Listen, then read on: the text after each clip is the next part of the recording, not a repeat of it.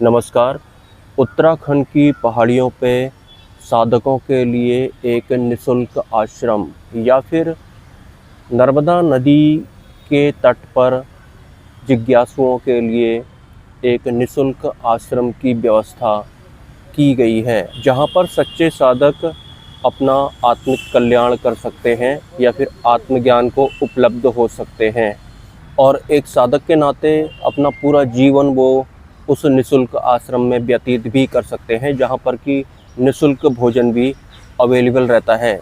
चलो माना कि साधकों को एक निःशुल्क आश्रम की व्यवस्था हो गई है और इस खबर को सुन करके जो सच्चे साधक होते हैं उन्हें खुशी भी महसूस हो रही होगी, क्योंकि एक साधक को, एक भक्त को पर्याप्त स्थान नहीं मिल पाता है जहाँ पर कि वो ध्यान कर सके या फिर आत्ममंथन या फिर चिंतन कर सके, ध्यान की गहराइयों में वो उतर सके। लेकिन जिन्होंने भी निःशुल्क आश्रम की व्यवस्था की है वो आखिर है कौन, या फिर उन्हें आखिर कौन होना चाहिए जिन्होंने सच्चे साधकों के लिए निःशुल्क आश्रम की व्यवस्था की है। इस बारे में जानना भी बहुत ज़्यादा ज़रूरी है, क्योंकि अपने पर्सनल फ़ायदे के लिए आश्रम तो कोई भी बना सकता है और वो इस तरह का प्रचार भी कर सकता है कि हमारा आश्रम टोटली फ्री है, निःशुल्क है, ताकि बहुत सारे लोग वहाँ पर आएँ और कुछ लोगों को वो आश्रम जम जाए और कुछ लोगों को ना जमे। लेकिन इन सब के बीच में पॉपुलैरिटी ज़रूर मिल जाएगी उस जगह को या फिर उस पर्टिकुलर आश्रम को। जिस आश्रम के बारे में मैंने रिसेंटली अपने वीडियोज़ में जानकारियाँ दी हैं, उन आश्रम को बनाने वाले खुद आत्मज्ञानी हैं, और अगर उन आश्रम की व्यवस्था करने वाले जो संचालक हैं वो आत्मज्ञानी नहीं होते, एक नॉर्मल से इंसान होते, तो फिर इसमें श्रद्धालुओं को या फिर जिज्ञासुओं को नुकसान होता। या फिर उस आश्रम में जाने के बाद अगर उन्हें मार्गदर्शन की ज़रूरत पड़ती तो आखिर कौन उनका मार्गदर्शन करता, क्योंकि साधना के क्षेत्र में गुरु का होना बहुत ज़्यादा ज़रूरी होता है और हमारे गुरु कम से कम आत्मज्ञानी तो होने चाहिए। और बिना गुरु अगर हम साधना करने को तत्पर रहते हैं तो फिर ये हमारा अहंकार होता है। मतलब बिना गुरु के तो हमको अध्यात्म में आना भी नहीं चाहिए और गुरु कम से कम हमारे आत्मज्ञानी होने चाहिए।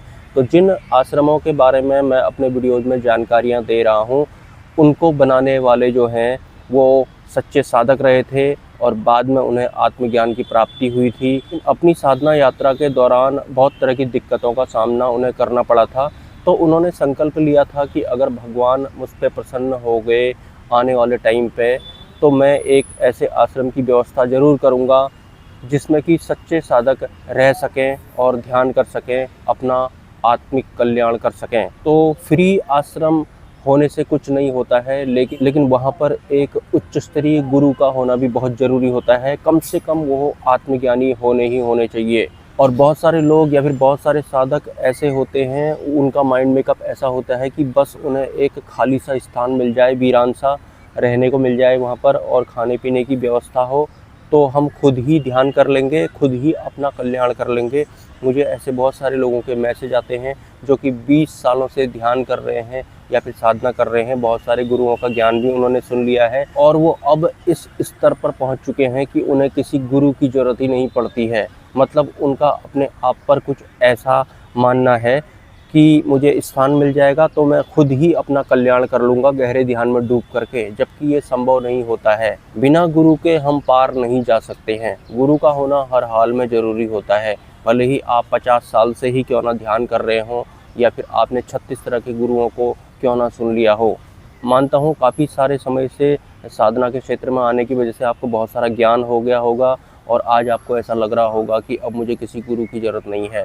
एक महानुभाव कह रहे थे कि जो आश्रम आप बता रहे हैं मैं उस आश्रम पे नहीं जा पाऊँगा, क्योंकि उस आश्रम के जो ओनर हैं वो बहुत ज़्यादा डांटते हैं, मतलब अपने शिष्यों को काफ़ी सारी फटकार लगाते हैं और मैं इस तरह का व्यवहार बर्दाश्त नहीं कर पाऊँगा और मैं 20-30 सालों से साधना कर रहा हूँ, ऐसा भी वो कह रहे थे। अब आप खुद सोचिए, गुरु की डांट तो किस्मत वाले शिष्यों को या फिर साधकों को ही मिलती है और वो कह रहे हैं कि वो बहुत डांटते हैं, तो इस वजह से मैं उस आश्रम पर नहीं जाऊंगा। कोई अन्य आश्रम मुझे बताइए, या फिर मैं नदी किनारे खुद ही एक तंबू गाड़ लूँगा या फिर कोई टेंट वेंट बना लूँगा और अपना कल्याण खुद ही कर लूँगा। कुछ इस तरह की सोच उनकी अपने विषय में हो गई है। इसका सीधा सा मतलब ये है कि जिस भी तरह की मनमाफिक मनगढ़ंत साधनाएं उन्होंने आज तक की थी, वही उनके ऊपर हावी हो गई है और आज वो सोच रहे हैं कि मैं खुद ही पार हो जाऊंगा।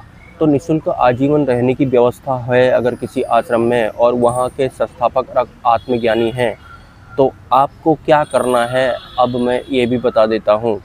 आप होंगे साधक, आपको उस आश्रम पे जाना है। अगर आप अपना कल्याण करना चाहते हैं तो कल्याण मतलब आपको परमात्मा की अनुभूति होनी चाहिए या फिर अपने आत्म अनुभूति आपको होनी चाहिए, वहाँ से कल्याण की शुरुआत होती है।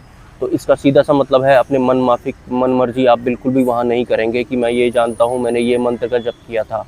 क्योंकि अगर हमारे जो गुरु होते हैं वो आत्मज्ञानी होते हैं तो फिर हमें उनकी आज्ञा पर चलना होता है। आज्ञा पर चलना होता है का मतलब है एक आत्मज्ञानी की शरण में अगर हम आए हैं तो सीधी सी बात है हम एक सुपात्र गुरु की शरण में आए हैं, तो वो इस लेवल के तो होंगे या फिर इतनी पात्रताएं तो उनमें होंगी ही कि वो एक शिष्य को भी आत्मज्ञानी बनाने के लिए मार्गदर्शन कर सकते हैं, बशर्ते शिष्य अपने मन मर्जी करने वाला नहीं होना चाहिए। मतलब एकमात्र रास्ता बचता है निःशुल्क आश्रम में जाकर, अगर वो आश्रम कम से कम किसी आत्मज्ञानी का है तो, कि आपको उनकी आज्ञा का पालन करना है।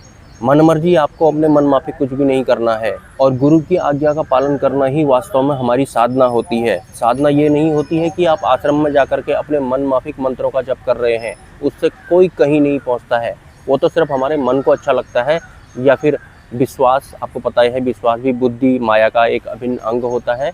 हमें लग रहा होता है कि हम मंत्र जप करके या फिर अपने मन माफिक जो भी हमको अच्छा लगता है उस तरह की साधना करके कल्याण कर लेंगे अपना, जबकि कल्याण करने का एकमात्र मार्ग होता है साधना।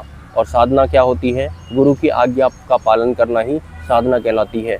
आत्मज्ञानी मतलब जो परमात्मा के परिवेश में प्रवेश कर चुके हैं, इसका मतलब है कि वो दिव्यता को प्राप्त कर चुके हैं। तो सीधी सी बात है, अगर हम उनकी दिव्यता चाहते हैं या फिर वही दिव्यता जिसके लिए हम आश्रम में आने वाले थे या फिर स्थान की तलाश कर रहे थे या फिर हम अपने मन माफिक जो साधना कर रहे थे उसका भी हमारा वही भविष्य होना चाहिए था। मतलब जिस दिव्यता को आज किसी आत्मज्ञानी ने छू लिया है, अब अगर ऐसे दिव्यता हमारे आसपास में होती है तो हमारा यही संकल्प रहता है कि हमें भी उनके जैसा बनना है और हम उनके जैसा तब बन पाएंगे जब हम उनकी आज्ञा का पालन करेंगे। तो आत्मज्ञानियों की आज्ञा का पालन करना ही हमारी साधना होती है, वहीं से हमारा मार्ग प्रशस्त होता है। Have a nice day. जय स्वामीनारायण।